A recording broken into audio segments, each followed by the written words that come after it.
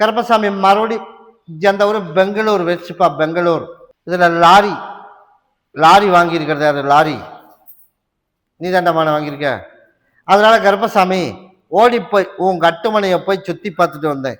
சுத்தி பார்த்ததுல கருப்பசாமி உனக்கு நல்லபடியா உனக்கு லாரி உன் பேர்ல அமைச்சு கொடுத்து, அதே மாதிரி நல்லபடியா வாகனத்தை ஓட்டியும் கொடுத்து நல்லபடியா கருப்பசாமி உருவாக்கி தரணும். கண்டிப்பா உருவாக்கி கொடுத்துரு. அதனால என் வாக்குல நான் கரெக்டா இருந்தேன்.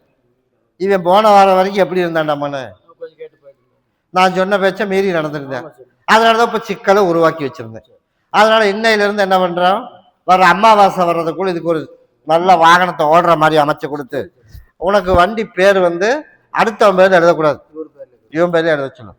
உனக்கு நல்லபடியா வாகனத்தை ஓட்டி கொடுத்து உனக்கு நல்லபடியா வருமானத்தை கொடுத்தா போதும்ல. நான் கருப்பசாமி அமைச்சு கொடுத்துறேன். வீடு பிரச்சனை இல்லடாமான, அதெல்லாம் எந்த பிரச்சனையும் இல்லை. அதனால ஒன்னை கொண்டு இவனோட வீட்டில் கட்டி விட்டுரு. ஒன்றை ரெண்டை கொண்டுட்டு போய் பகுதியை சாப்பிட்டு தேய்ச்சி குளிச்சிரு.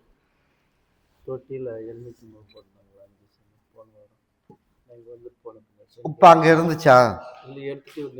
அதனால எந்த இடத்துல வராது ரமான, சரியா? அதை ஒன்றை நாளை அறுத்து போட சொல்லு. இதை நாளை அறுத்து போட சொல்லு, தனியா வச்சுக்க.